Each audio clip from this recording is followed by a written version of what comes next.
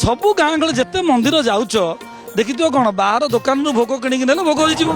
ଗୋଟେ ଜଗନ୍ନାଥ ମନ୍ଦିରରେ ବାହାରୁ କିଣିକି ନେଲେ ଭୋଗ ହବ ନା କାହିଁକି ହବନି?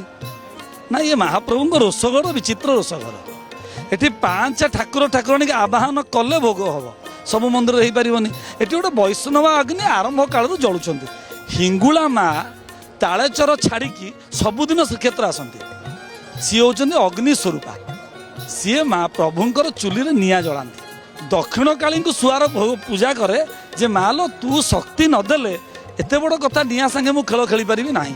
ଗୋଟେ ବାଇ ହାଣ୍ଡି ମିଠା ଡାଲି ଟିକିଏ ଓଲମ ବିଲମ ହେଲେ ଭାଙ୍ଗିଯିବ, ତାହେଲେ ମିଠା ଡାଲି ଦେହରେ ପଡ଼ିଗଲେ ଅଠା ଭଳିଆ ଲାଗିବ, ସେ ରହିପାରିବ। ତେଣୁ ମାଲୋ ତୁ କୃପା କରିଥିବ। ସିଦ୍ଧି ବିନାୟକଙ୍କ ପାଖରେ ପୂଜା କରାଯିବ, ଯେ ଗଣେଶ ହେଉଛନ୍ତି ବିଘ୍ନ ବିନାଶକ, ଯେ ଆପଣ କୃପା କଲେ ବିନା ବିଘ୍ନରେ ମହାପ୍ରଭୁଙ୍କର ରୋଷେଇ ହବ।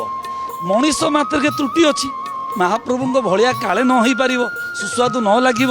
ତେଣୁ ତମେ ଯେତେବେଳେ 22 ପାହାଚ ଅତିକ୍ରମ କରିବ, ଗୁମୁଟ ସରିଲା, ବାଁ ପଟକୁ ଯିବ ସତ୍ୟନାରାୟଣ ଦର୍ଶନ କରିବାକୁ ରୋଷ ରାସ୍ତାଟା ଅଛି। ସେ ରାସ୍ତାକୁ ଲାଗିକି ଜଣେ ମହାଦେବ ଅଛନ୍ତି ବାଁ ପଟେ, ପୁରା ତଳକୁ ଅଛନ୍ତି ସରୁ ରାସ୍ତା ସଂକୀର୍ଣ୍ଣ ପଥ। ସିଏ ହେଉଛନ୍ତି ଅଗ୍ନେଶ୍ୱର ମହାଦେବ। ଛେକ ବୁହା ହେଲା ବେଳକୁ ସେଇ ବାଟ ଦେଇକି ବୁହା ହବ। ତାହେଲେ କ'ଣ ନା ମହାପ୍ରଭୁ ଅଗ୍ନେଶ୍ୱର ମହାଦେବ ନଜର ପକାଇଦେବେ।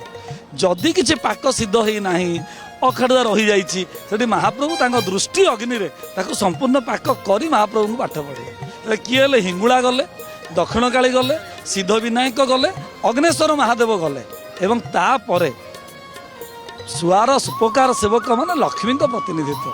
ମାଆଙ୍କୁ ଡାକିବେ ମା ଏଥିରେ ସ୍ୱାଦ ଭରିବା ପାଇଁ ଆଉ ସମୟ ଭିତରେ ଏତେ ଖାଦ୍ୟ ସାରିବା ପାଇଁ, ତମେ କୃପା ନ କଲେ ହେଇପାରିବ ନାହିଁ।